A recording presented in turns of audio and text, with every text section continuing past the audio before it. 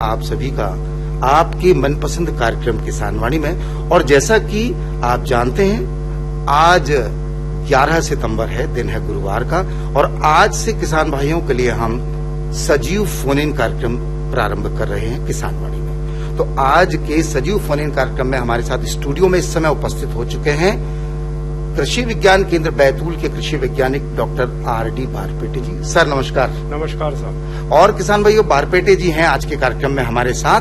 और कार्यक्रम में हम आगे चलें उससे पहले कुछ बातें आपको बता दें।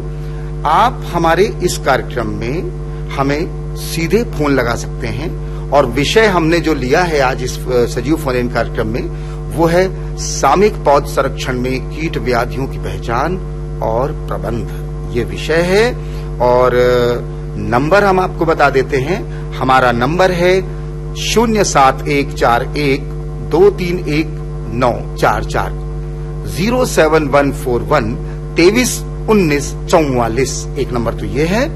दूसरा नंबर है 07141 234 722।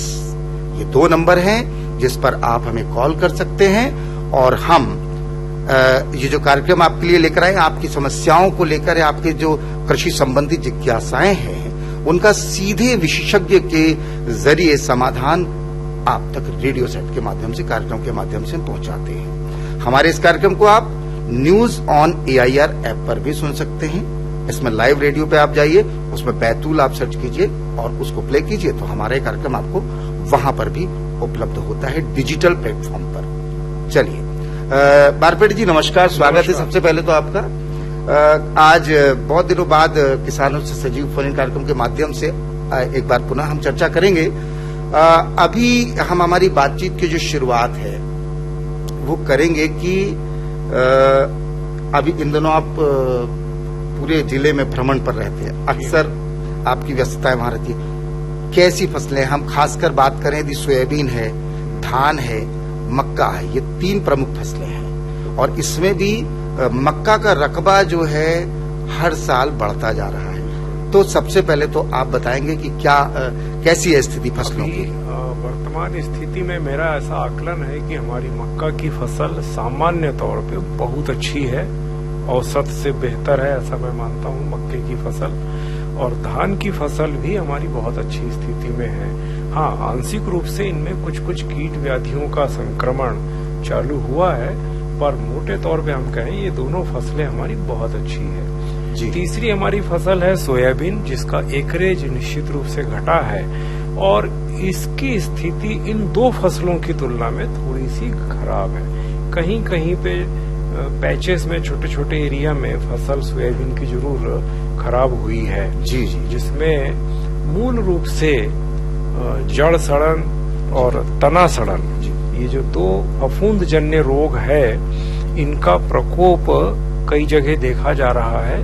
हाँ, पैचेस में है, कहीं 2% है, कहीं 5% है, कहीं कहीं 10-15% भी लॉसेस इससे है। पर वैसे ओवरऑल खरीफ की फसल अगर मैं कहूँ कि आज 11 सितंबर को बैतूल जिले में बिल्कुल अच्छी है। खास करके दो फसलें तो हमारी बहुत अच्छी स्थिति में है। सोयाबीन हमारी औसत से थोड़ी सी बेहतर हम कह सकते हैं। अच्छा, एक बात और आती है डॉक्टर साहब, 70 से 80 दिन की फसल सोयाबीन की लगभग हाँ, लगभग 70 से 80 दिन उम्र हो चुकी है। और जो उसकी पूरी आयु रहती है, उसकी पूरी आयु, कुछ प्रजातियां हमारी ऐसी है जो 85 दिन में पक जाती है। हाँ। जैसे आपकी 95-60 है, JS 95-60, JS 20-34, ये सब 85 दिन में पकने वाली प्रजातियां हैं। और कुछ प्रजातियां, ज्यादातर जो लोकप्रिय प्रजाति हमारे यहाँ पे है वो 95 से 100 दिन की अवधि वाली है। तो जो 95 से 100 दिन की अवधि वाली भी है, उस फसल को भी ज्यादा से ज्यादा 15 से 20 दिन और बचे हैं। हाँ, कुछ किसानों ने जिन्होंने देर से बोनी की है और लंबी अवधि की प्रजाति लगाई है, वहां पर जरूर सोयाबीन में अभी 30 दिन, 35 दिन या कहीं हो सकता है 40 दिन की भी कसर हो। तो जहां पर लंबी अवधि अभी बाकी है, फसल कटने में देर है, वहां पर जरूर किसान को थोड़ा सा सोयाबीन के केस में सचेत रहने की अभी जरूरत है। चलिए, बहुत अच्छी बात है। तो किसान भाइयों, कार्यक्रम को आप सुन रहे हैं, ये सजीव फोन इन कार्यक्रम है, और इसमें आप अपने प्रश्न हमसे सीधे पूछ सकते हैं। और हमारा नंबर है 07141231944 और 07141234722 07141 23 19 44 071 41 23 47 22 ये नंबर है। लगाइए फोन। बारपेटी जी हमारे साथ स्टूडियो में इस समय उपस्थित हैं, सजीव फोन कार्यक्रम के माध्यम से आपसे जुड़े हैं और सामूहिक पौध संरक्षण में कीट व्याधियों की पहचान और प्रबंध ये विषय है। आप सीधे प्रश्न बारपेटी जी से भी कर सकते हैं। इंतजार है आपके फोन कॉल का। चलिए बारपेटी जी अपनी बात को आगे बढ़ाते हैं। जी हाँ। अब बात करते हैं, एक बात याद आ रही थी, सोयाबीन में कहीं कहीं पर पत्तियों में छेद हो जा रहे हैं और हल्का सा पीलापन आ रहा है, तो किसान उसको क्या पीला मोजेक, एक पहली नजर में समझ में किसान की जो वृत्ति पे पीला मोजेक हो गया, लेकिन वास्तविकता में उसको अपन क्या, आपने क्या देखा भ्रमण के दौरान? पर पत्तियों में पीलापन है, पत्ती में प्लेन पीला, पूरी पत्ती पीली हो रही है, वो आपका फंगस से होने वाला रोग है, पीला मोजेक नहीं है जी। और फंगस से होने वाले रोग में पत्ती पीली पड़ने के बाद अंततः मरती है। हाँ। मतलब 2 दिन 4 दिन के बाद वो पत्ती पूरी तरह से झुलस जाएगी, सूख जाएगी और नष्ट हो जाएगी। मोजेक में क्या होता है, पत्ती मरती नहीं है, अच्छा, पत्ती पूरी सूखती नहीं है और पीला कलर और हरा कलर मिक्स होता है। अच्छा, पीला और हरा दोनों। पीला और हरा, पीले चकत्ते और हरे चकत्ते आपस में अनियमित आकार के पीले धब्बे और हरे धब्बे अनियमित आकार के होते हैं, आपस में मिक्स होते हैं और ये पत्ती नष्ट नहीं होती है। ये सामान्य पौधे की अगर उम्र 100 दिन की है तो मोजेक से ग्रस्त पौधा 110 दिन जिएगा। अच्छा, उसकी मतलब मैच्योरिटी आगे बढ़ जाएगी। जी जी। अब इसमें होता सिर्फ ये है कि फलियां या तो विकृत हो जाएगी और अगर फूल आने के पहले मोजेक आ गया है तो फलियां आएगी ही नहीं, पौधा बांझ हो जाएगा। अच्छा अच्छा। पर इस समय जो बैतूल जिले में मैं मोजेक को, सोयाबीन मोजेक को पहली 3 समस्याओं में नहीं रख रहा हूँ। जी जी जी। सोयाबीन में जो समस्याएं हैं उसमें मोजेक 3 के बाद है, 4थे 5वें नंबर पे है। और उससे होने वाला जो नुकसान है वो बहुत कम है, बहुत आंशिक इसका असर ज्यादा नुकसान इस साल की परिस्थिति के लिए। चलिए अब अपन अगली फसल की तरफ चलते हैं जी।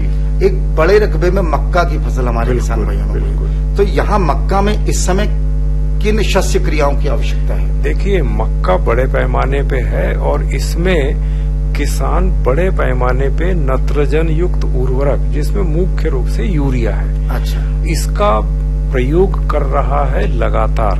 तो इस समय किसान भाइयों से मेरा एक निवेदन है कि जिन भी फसलों में नर पुष्प निकल गए हैं, मक्के की फसल जहाँ पे लगी, और नर पुष्प मतलब स्थानीय भाषा में हम उसको छावर बोलते हैं, जो ऊपर जो निकलता है तुर्रा, ये जहाँ भी नर फूल निकल चुके हैं वहाँ पे यूरिया का प्रयोग बिल्कुल भी नहीं करें।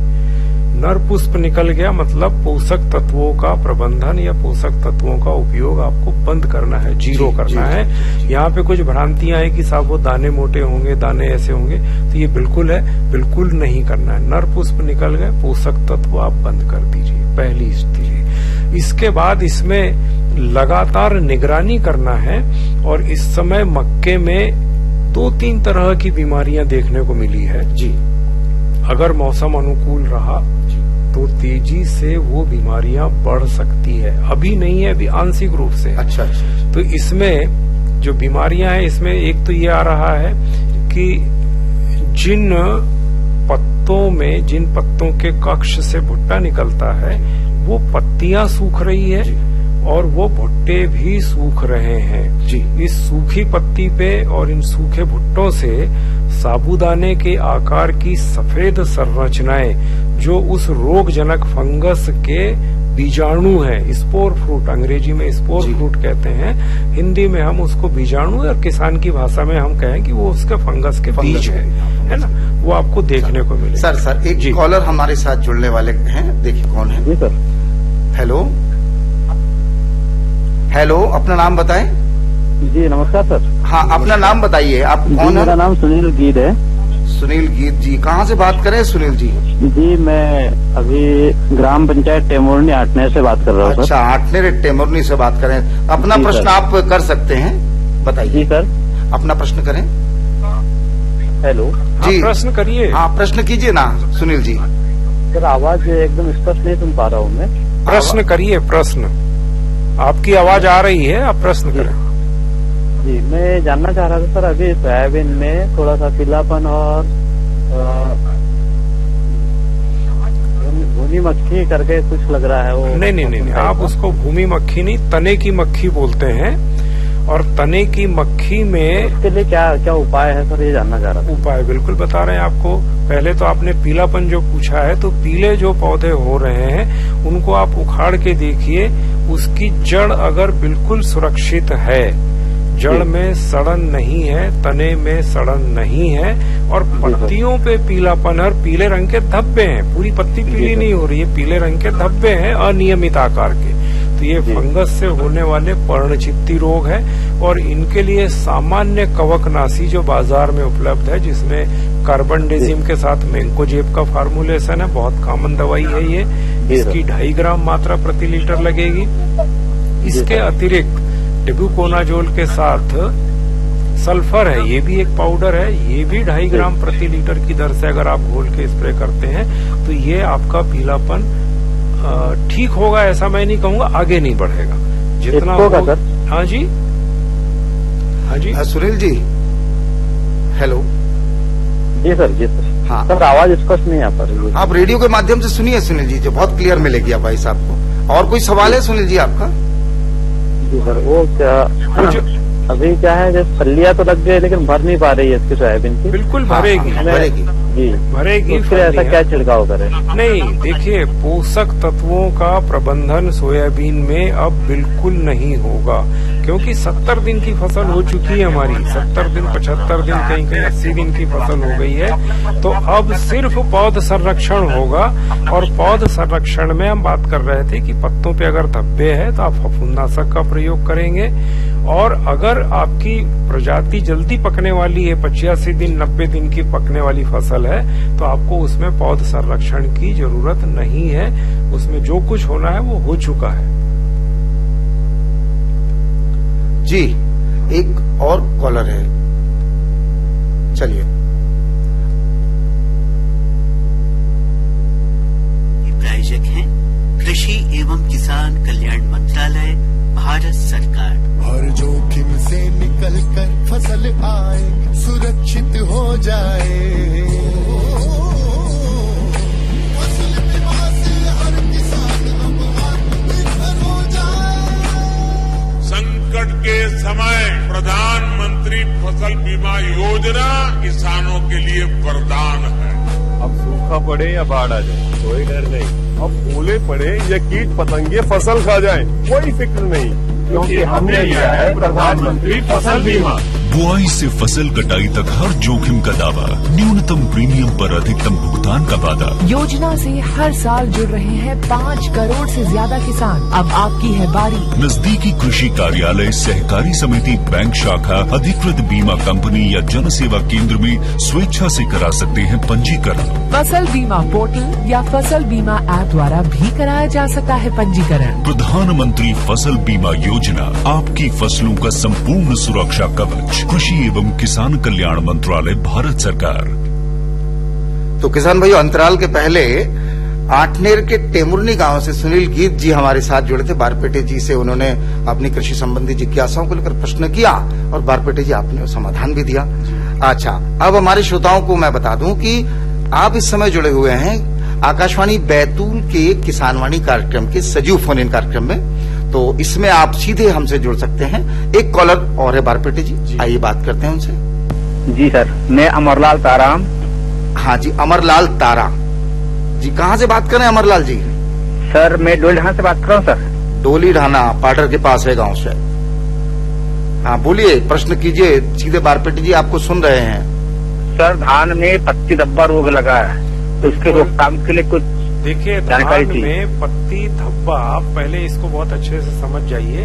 हेलो, कत्थई कलर के आंख के आकार के धब्बे होंगे, ठीक है? धब्बे बोले आपने, क्योंकि पीलापन उसमें एक अलग समस्या है, ध्यान रखिए। हाँ, सुन रहे जी, आपकी आवाज आ रही है हमको, आप सुनिए, इसको बता रहे हैं बारपेटे जी। सर सुनाई आ रहा है कि नहीं आप? बिल्कुल आ रहा, हम समझ गए। आपने धान में धब्बा रोग का बोला है, वो उसकी शुरुआत हो चुकी है। कत्थई कलर के आंख के आकार के धब्बे बनते हैं और इसका मूल जो रोगजनक है वो तो फंगस है, पर आने का जो प्रमुख कारण है वो ये है कि हमने धान को पोटास की मात्रा कम दी है, हमने धान में जिंक नहीं दिया है और हम अतिरिक्त यूरिया दे रहे हैं। तो सबसे पहले इसमें मैं दवाई की बात बाद में करूंगा, पहले आपसे निवेदन करूंगा कि आप यूरिया की संतुलित मात्रा का प्रयोग करिए, फसल बीमार नहीं होगी। तो यूरिया को बैलेंस करिए, अतिरिक्त यूरिया मत दीजिए और यूरिया का अंतिम डोज बाली निकलने के पहले पूरा करिए, ठीक। अब इसके बाद इसमें बात आती है दवाई की। तो दवाई इस रोग के लिए आपका जो ट्राईसाइक्लाज़ोल नाम का एक पाउडर आता है, इसको फिर से एक बार सुनिए, ट्राईसाइक्लाज़ोल, इसकी मात्रा ट्राईसाइक्लाज़ोल है ना।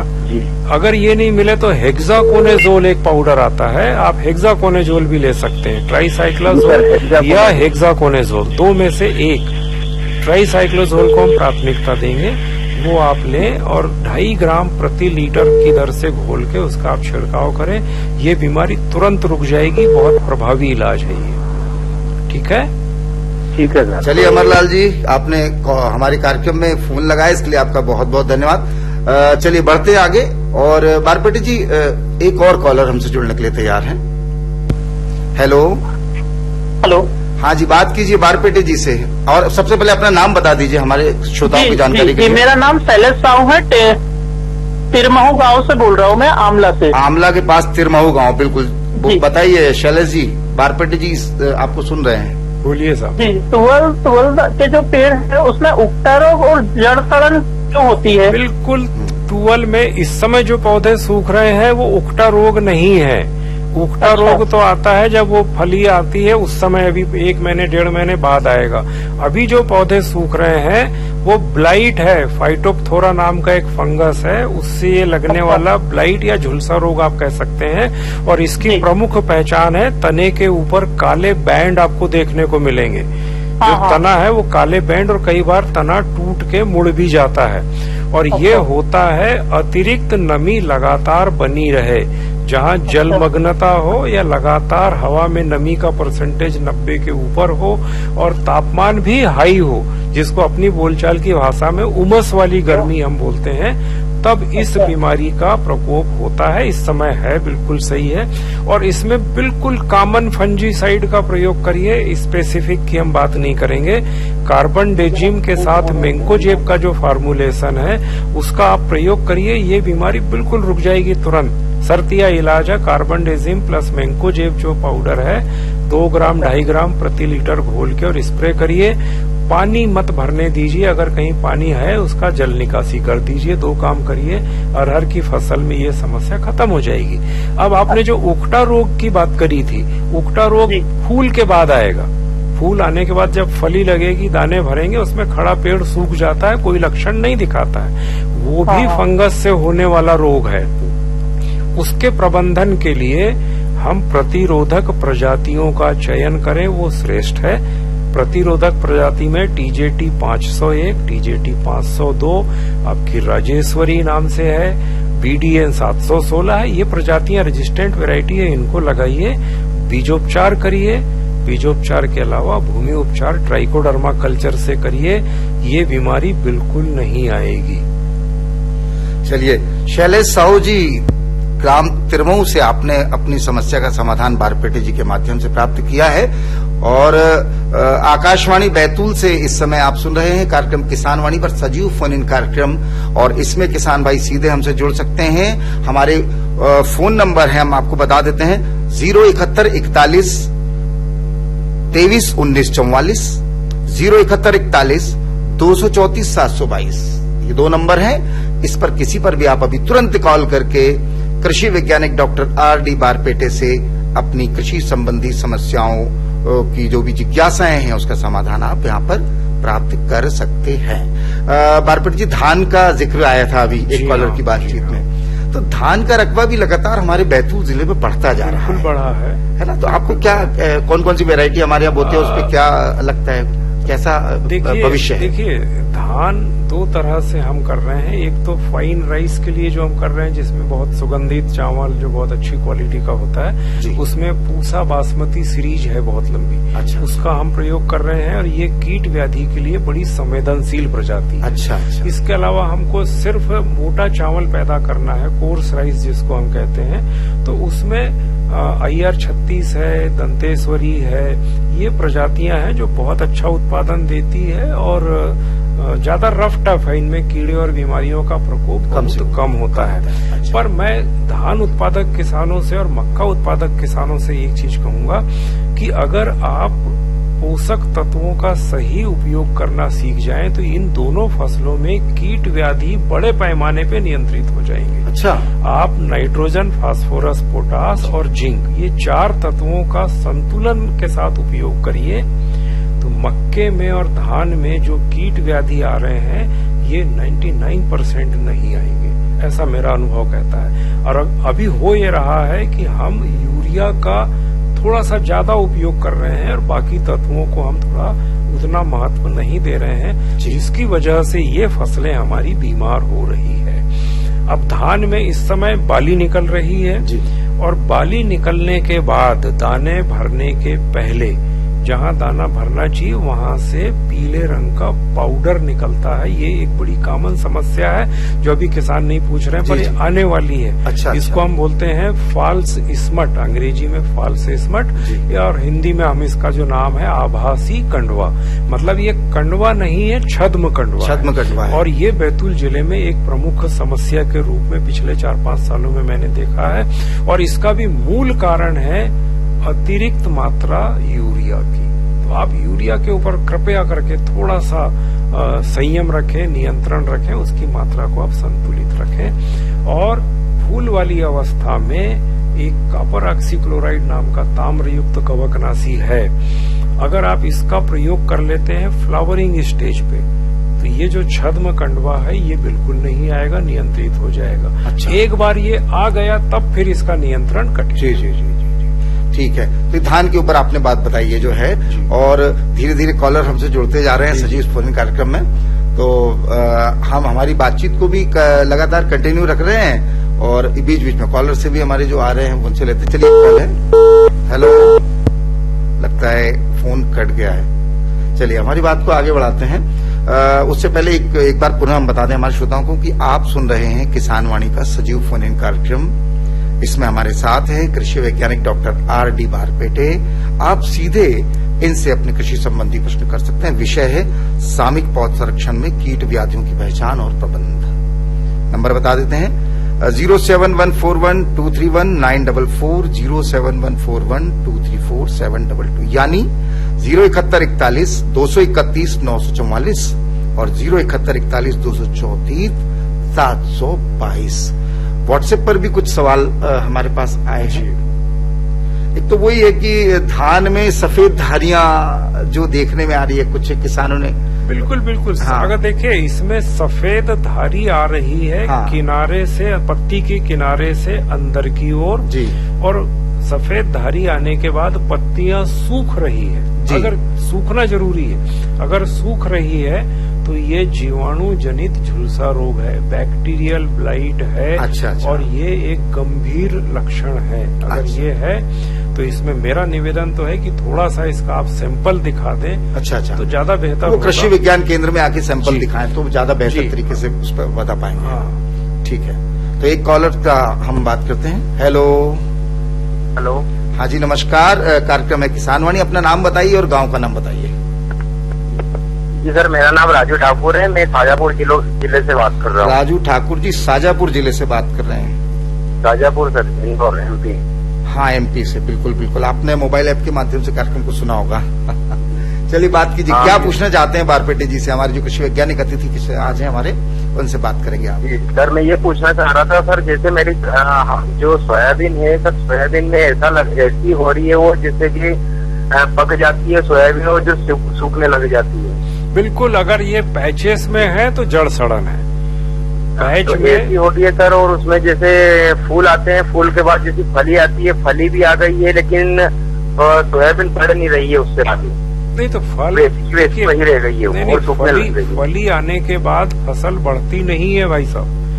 फली आ गई मतलब उसकी बढ़वार का काम पूरा हो चुका है। अब दाने भर नहीं रहे हैं, पीले पड़ के अगर पौधे सूख रहे हैं, पैच में है तो ये जड़ सड़न तना सड़न है। और अगर पूरे खेत में एक साथ पीलापन आ रहा है तो ये पत्तियों पे धब्बे वाला रोग है।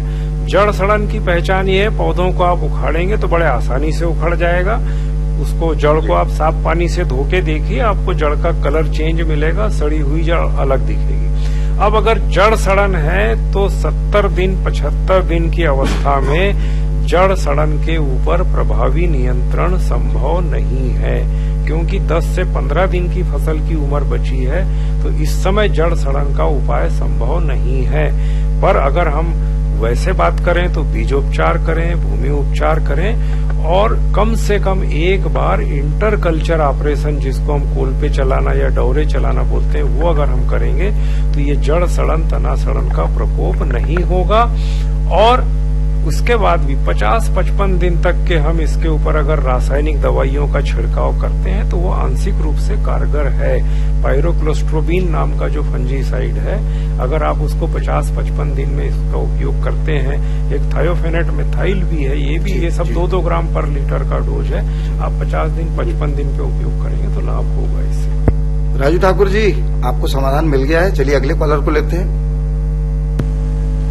हेलो, नमस्कार सर। नमस्कार, आपका नाम बताएं और गांव का नाम बताइए। हेलो जी, अपना नाम और कहाँ से बोल रहे हैं आप? हाँ सर, मेरा नाम केदारनाथ देशमुख। जी केदारनाथ जी, कहाँ से बात कर रहे हैं? हेलो, हाँ, कहाँ से बोल रहे हैं? जगह का नाम बताइए। हेलो हेलो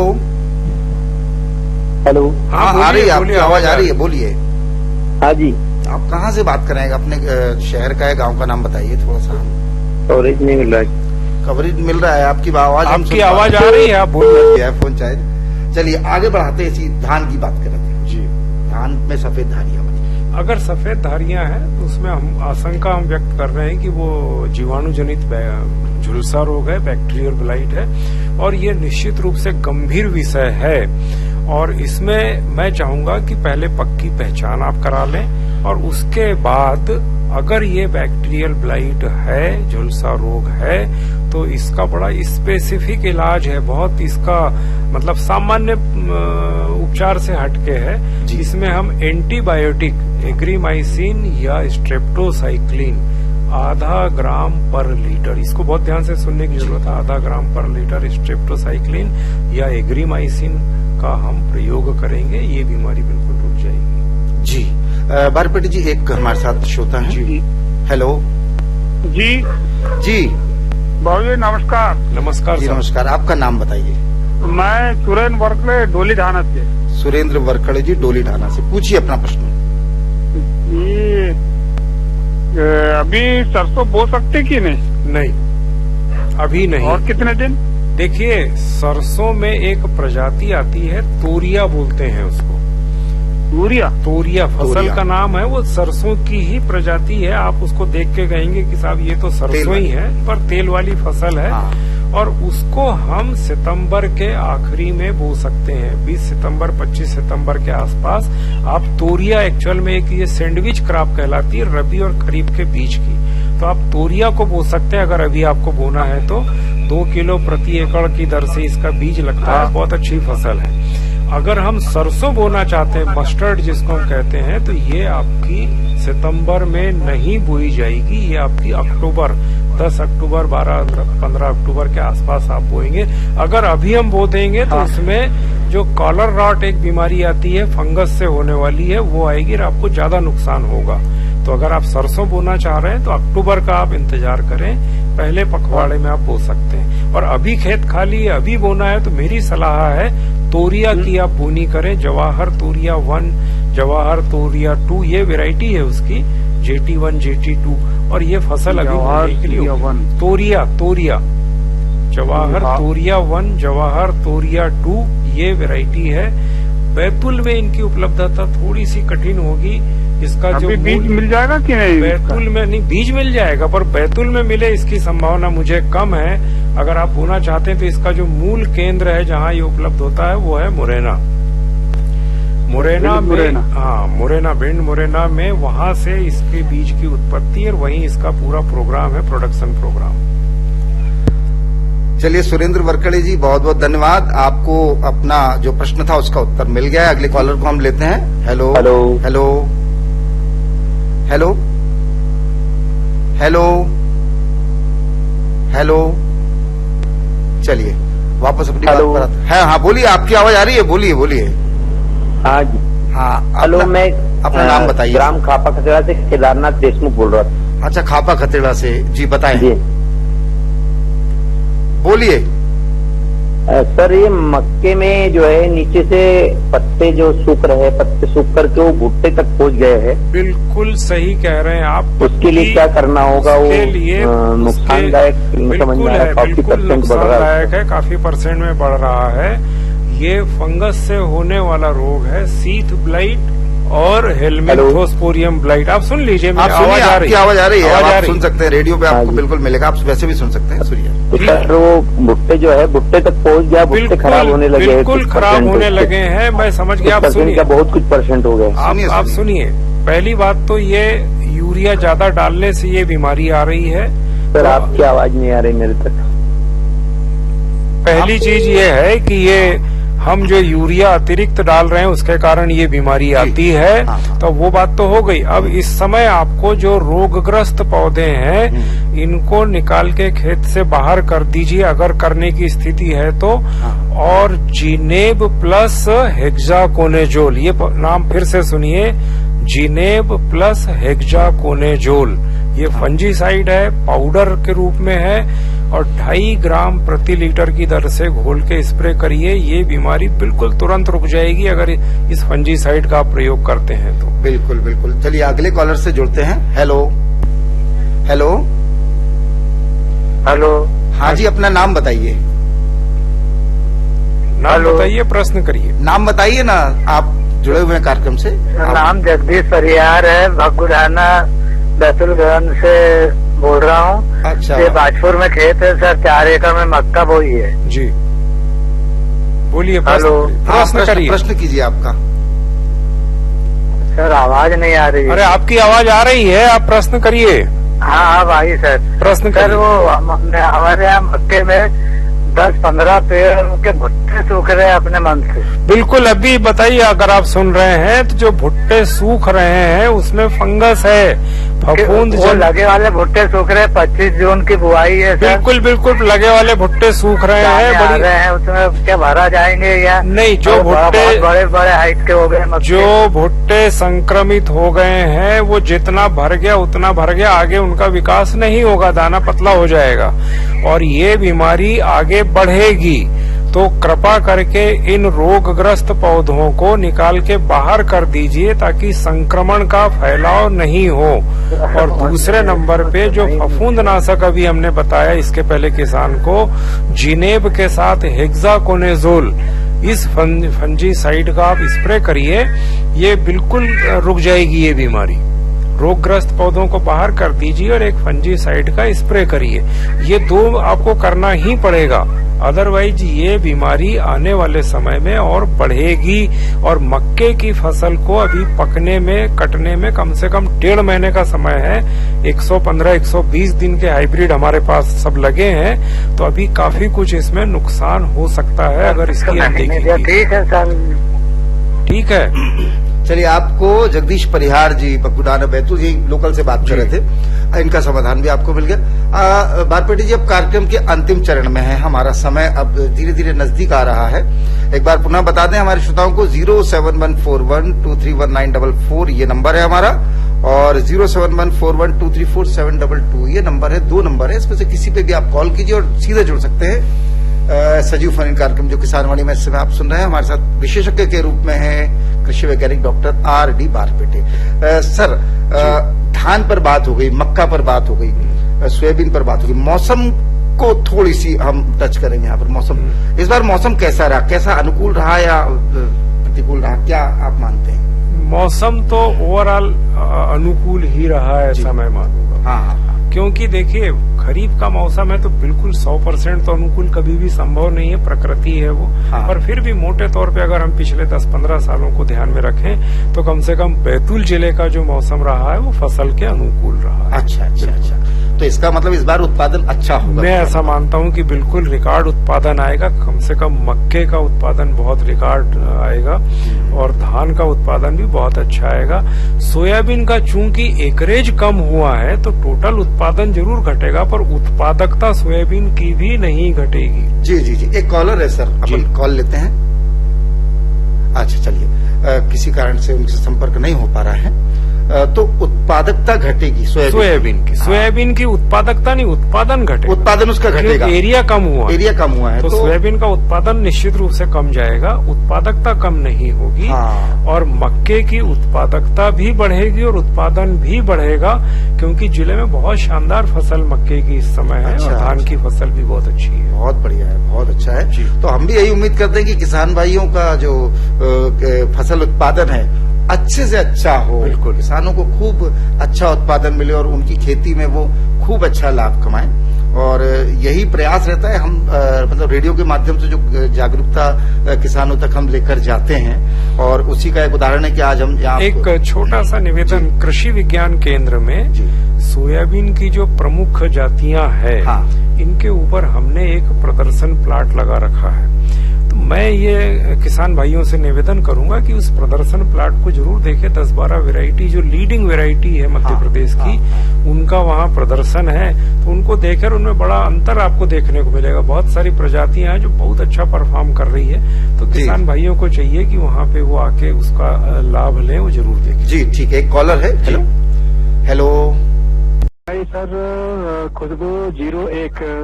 हाँ जी, ठीक है सर। उसमें पेड़ सर मतलब बनने रहे सर। देखिए पेड़ कितने दिन, अब तो करीब 70 दिन की फसल हो गई होगी। जी। तो 70 दिन के बाद अब उसमें टिलर्स निकलना संभव नहीं है। कारण कुछ भी हो सकता है, कारण पोषक तत्वों का प्रबंधन हो सकता है। और सबसे बड़ी समस्या जो धान में या जो हमारी फसलों में आ रही है, उसमें नींदानाशक रसायनों का जो हम प्रयोग कर रहे हैं। अगर उसमें सर इल्ली भी लगी सर उसमें? नहीं, धान में तो इल्ली बहुत आंशिक रूप से आती है, तना छेदक इल्ली आती है, बहुत आंशिक आती है, और उसकी वजह से टिलर्स की संख्या नहीं घटती है। एक्चुअल में टिलर्स कम आ रहे हैं। तो ये मेरा आकलन ऐसा है कि नींदानाशक रसायन आपने देर से डाला है, डोज बढ़ा के डाला है, जिसकी वजह से उसमें पौधा आपका सही नहीं बना है। ये बड़ी कॉमन समस्या है। इसका समाधान क्या है? इसका समाधान ये है कि पहली चीज तो रसायनों का उपयोग थोड़ा सा कम करें, नींदानाशक। और अगर हम कर रहे हैं तो उसका डोज और उसकी स्टेज, उसके साथ छेड़छाड़ नहीं करें। नींदानाशक रसायन का डोज और उसकी स्टेज, 2 चीज महत्वपूर्ण है। धान की फसल में 25 दिन 28 दिन पे हमारी दवाई डलती है, उसी समय हम डालेंगे। ये जो हम गलती करते हैं, इसकी वजह से उस पर विपरीत प्रभाव आता है। चलिए योगेंद्र जी, आपने अपनी समस्या का समाधान लिया और अब समय पूरा हो रहा है। हमारे आज के सजीव फोन इन कार्यक्रम जो किसानवाणी के माध्यम से आप तक पहुंचा है आकाशवाणी बैतूल से। और बारपेटे जी सर, बहुत अच्छी जानकारी आज आपने दी है। बहुत हमारे किसान भाइयों को इसका लाभ मिलेगा निश्चित रूप से। और किसान भाइयों, अब समय कह रहा है कि हम आपसे विदा लेंगे। तो आज के किसानवाणी कार्यक्रम से अपने दोस्त राकेश मौर्य और हमारे साथ उपस्थित है डॉक्टर R.D. बारपेटे जी अनुमति चाहते हैं आपसे। दोनों हाथ जोड़कर करते हैं जय राम जी की जय जवान जय किसान और जय विज्ञान। क्या कर रहा है? इधर हम बोल रहे हैं।